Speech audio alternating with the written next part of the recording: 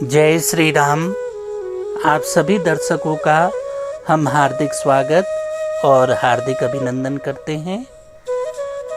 रक्षाबंधन का पर्व कल पूरे भारतवर्ष में बड़े हर्षोल्लास के साथ मनाया जाएगा।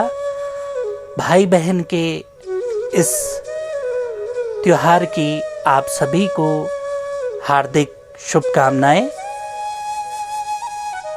आज हम मेघनाद द्वारा भगवान श्री राम और लक्ष्मण को नागपाश में बांधे जाने की चर्चा करेंगे।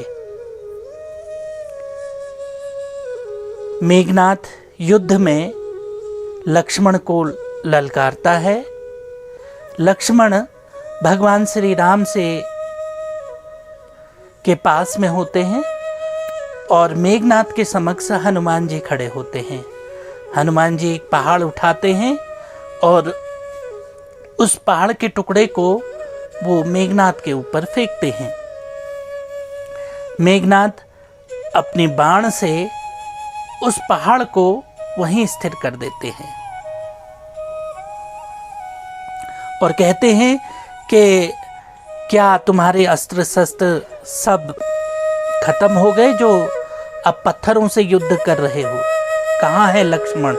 बुलाओ उसको। इतने में लक्ष्मण वहाँ पर आते हैं और आने के पश्चात वो मेघनाद के साथ युद्ध करते हैं। घमासान युद्ध होता है। भगवान राम की सेना के कई सैनिक मारे जाते हैं, लेकिन लक्ष्मण जी मेघनाद के बाणों का उत्तर अपने बाणों से देते हैं। इतने में भगवान श्री राम और विभीषण वहां पर आते हैं। जैसे ही भगवान राम वहां पर आते हैं तो जैसे ही राम जी वहां पर पहुंचते हैं, मेघनाद वहां से अदृश्य हो जाता है, रथ समेत गायब हो जाता है वहां से। तो विभीषण जी कहते हैं कि वो छल से भी युद्ध करता है, तो आप सतर्क रहिए, वो कुछ भी कर सकता है।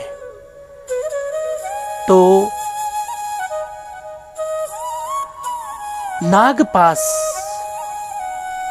का संधान कर वो भगवान राम और लक्ष्मण पर नागपाश छोड़ देता है।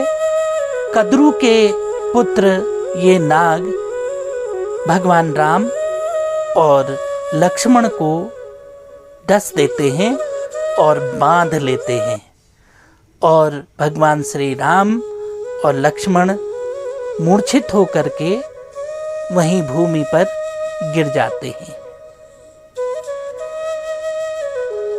सब हनुमान जी को खोजते हैं, हनुमान जी कहीं नहीं मिलते और कहते हैं इस संकट की घड़ी में हनुमान जी कहाँ चले गए।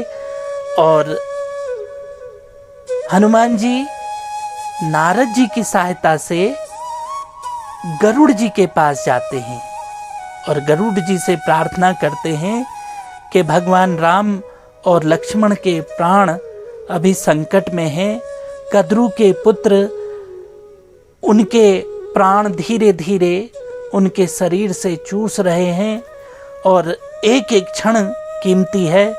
कृपया आप चल करके उन्हें इस नागपाश से मुक्त कीजिए और इस कार्य को करने के लिए आप ही सक्षम हैं और दूसरा कोई नहीं। तो गरुड़ जी कहते हैं पहले मैं अपने स्वामी की आज्ञा तो लूं। तो फिर गरुड़ जी हनुमान जी के साथ युद्ध स्थल पर जाते हैं और भगवान श्री राम और लक्ष्मण जो नागपाश में बंधे होते हैं, उन दोनों को कद्रु के पुत्रों से मुक्ति दिलाते हैं और अपनी चोंच से उनके शरीर से उस नागपाश को काटते हैं। नागपाश कटने के पश्चात भगवान श्री राम और लक्ष्मण की मूर्छा शांत होती है और वो उठ करके खड़े होते हैं और गरुड़ जी का धन्यवाद करते हैं। और फिर गरुड़ जी भगवान श्री राम की एक परिक्रमा करके उनके दर्शन लेकर के अपने लोक को प्रस्थान करते हैं। हनुमान जी का दूसरा नाम है संकट मोचन। कभी भी कोई भी संकट हो, आप हनुमान जी की शरण में जाइए। हनुमान जी ने भगवान राम के कई संकट हरे। लक्ष्मण को शक्ति लगी, संजीवनी बूटी लेकर के आए, लक्ष्मण जी के संकट हरे। राम जी और लक्ष्मण जी नागपाश में बंधे, गरुड़ जी की सहायता से उनको नागपाश से मुक्ति दिलाई, उनके संकट हरे। तो हनुमान जी संकट मोचन। को नहीं जानत है जग में, कपि संकट मोचन नाम तिहारो। ये सारा जगत जानता है कि हनुमान जी संकट मोचन है। आप लोग भी किसी संकट में हो, किसी कष्ट में हो, तो हनुमान जी की शरण में जाइए और हनुमान जी का ध्यान कीजिए। सबसे पहले श्री राम जय जय राम, श्री राम जय जय राम, और उसके बाद हनुमान चालीसा का पाठ कीजिए और देखिए चमत्कार कि आपको संकट से मुक्ति मिलती है या नहीं। लेकिन बाहरी मन से नहीं, अंतरात्मा से पुकारिए, श्रद्धा से पुकारिए, तो अवश्य आपकी पुकार सुनी जाएगी।